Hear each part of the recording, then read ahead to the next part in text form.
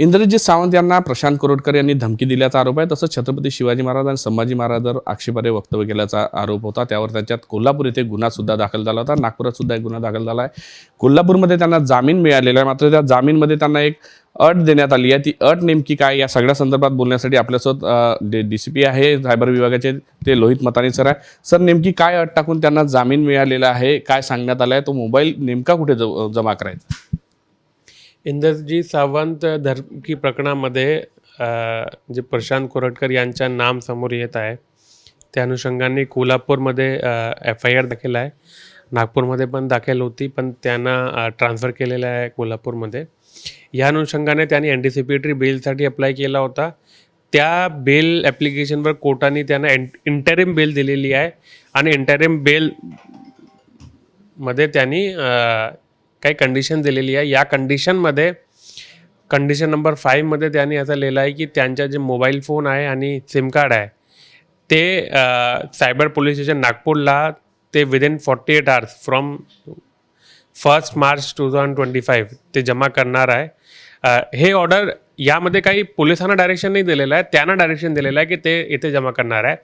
जेव्हा ते आमच्याकडे जमा करणार ते आम्ही सील करून 2 पंचासमोर सील करून आणि जे काही रिपोर्ट त्यावरून काढायची आहे ते सगळं आम्ही जे तपासी अधिकारी कोल्हापूरचे आहे त्यांना ट्रान्सफर करणार आहे. सर, व्हॉइस सॅम्पल घ्यावं लागणार आहे, ते कोण घेणार आहे? किंवा या तशी ते 5 अटीपैकी त्यातली कुठली आणखी एखादी अट आहे का? आणखी काय काय अटी? एक अटी अशी आहे की ते जे तपासी अधिकारी आहे कोल्हापूरचे त्यांच्यासमोर जाणार आहे आणि तेच त्यांचे व्हॉइस सॅम्पल पण घेणार आहे.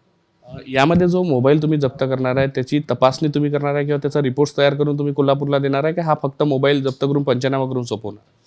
ते आम्ही बोलतो त्यांच्यासोबत तपासी अधिकारीसोबत. जर त्यांना पाहिजे आम्ही त्यांची हेल्प करू शकतो आणि रिपोर्ट पण त्यांना देऊ शकतो. सर, मोबाईल आता तोच आहे की नाही हे तपासावं लागेल, तशी छेडखानी झाली की नाही ते सुद्धा तपासावं लागणार आहे. हे सगळी प्रक्रिया कोण करणार आहे? ते आम्ही आणि कोल्हापूर दोघे मिळून करणार आहे. जे काही त्यांना पाहिजे आम्ही करून देणार आहे त्यांना. यामध्ये जर मोबाईलमध्ये तो डेटा आहे की नाही हे तपासावं लागेल किंवा डिलीट केला का किंवा आणखी काय केलं तर CDR वगैरे या सगळ्या गोष्टीची गरज लागणार आहे. ते काम कोल्हापूर पोलीस करतील की दोन्ही मिळून तुम्ही करणार आहे आणि कशा पद्धतीने तपास?